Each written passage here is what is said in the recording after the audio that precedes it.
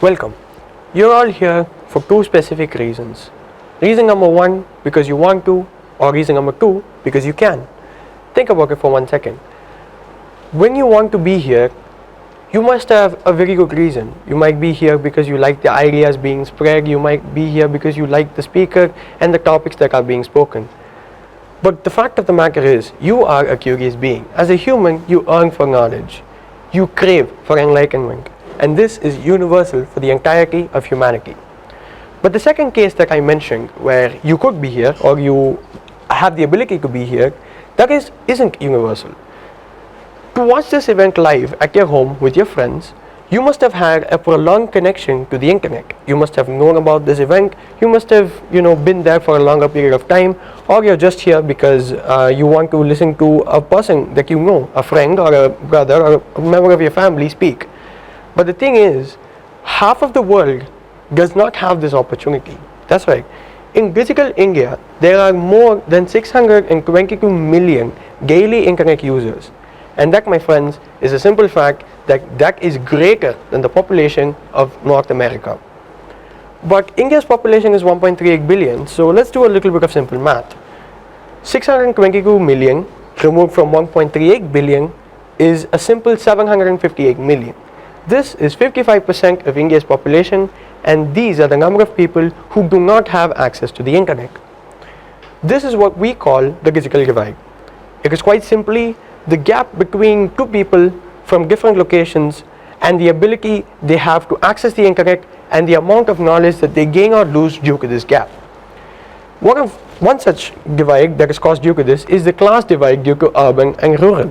In urban areas in India, from Chennai, Mumbai, Calcutta, Delhi, Hyderabad, Tirunelveli, Bangalore, these locations house 67% of the total urban population that uses the internet, 323 million people.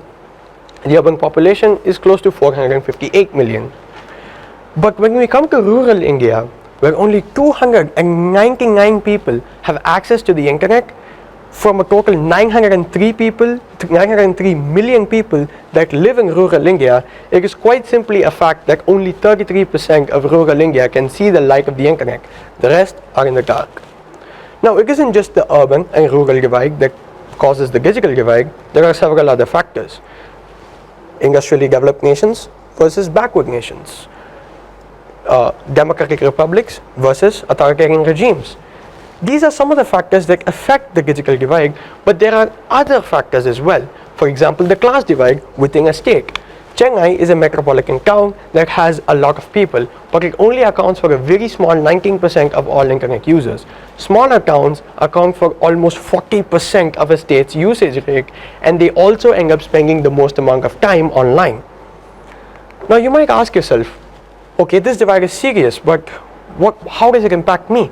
I'm sitting here in the comfort of my house in front of a digital screen with the air conditioning on and a smartphone in my hand. How does it affect me? Well, think about it.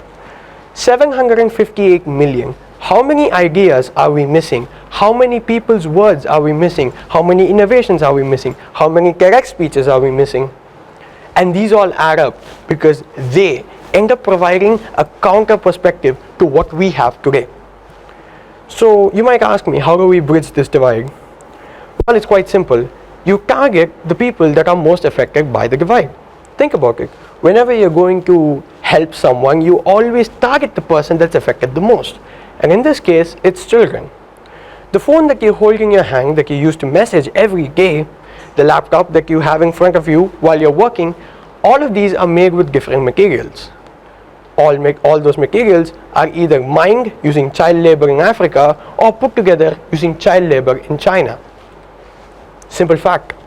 While you tweet Black Lives Matter and Asian Lives Matter, the same Black lives and Asian lives are being affected in these different countries, and you don't know about it. So, let's educate the children. Let's empower them. Let's give them knowledge. Let's bring them to the level where they don't have to mine it. They can automate it to mine it. Find a new solution to this. Well, I would like to ask you 4 simple questions. Question number 1. How do you organize your work schedule and your non-work schedule? That's quite important actually, because it plays a role in helping these children come up. Question number 2. What vision do you work towards in your daily life? If you're just the average worker working for your daily bread, you aren't impacting society that much. Question number 3. What is the relationship between a student and a teacher? Think about it. If it's just a student and a teacher, a master and a slave, what's the point of development? And finally, question number 4.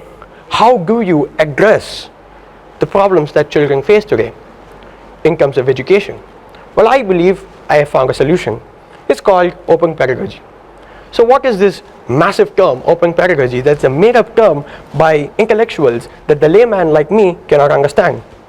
Well, let's break it down. How about we take the student who's in the classroom, and instead of taking him as a consumer of education, how about we treat him as the producer of information, right?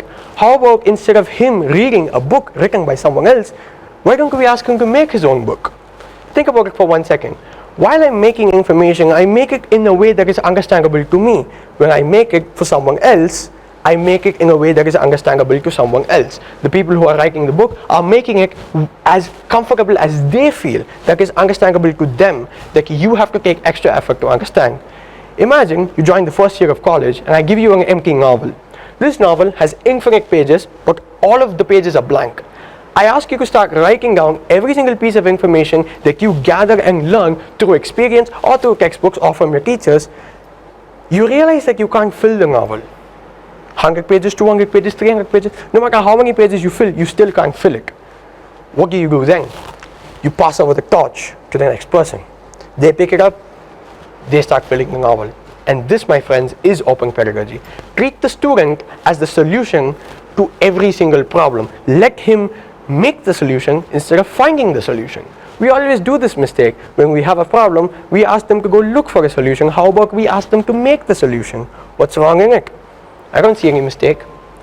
But of course, yes, this is something that the world has to come together and has to take a collective decision on. Well, the first step towards this is bridging the digital divide by actually putting the internet and the devices that can access the internet into people's hands. Digital India, like I said, has the infrastructure to bring people together, right? It has the infrastructure for the internet, it has the infrastructure for speed and cost and everything except one major issue, the device that connects them to the internet.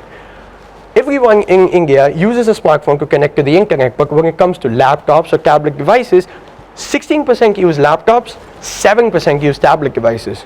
These are extremely convenient methods of connecting to the internet because they put you in control. They give you more power to use it.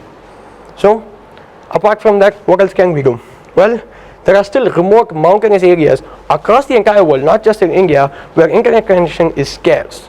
You might have known our brave soldiers in the army stand at the highest battlefield in India with satellite communication. No wires, no internet, no other means of communication. Take out Brahma, they're getting the water.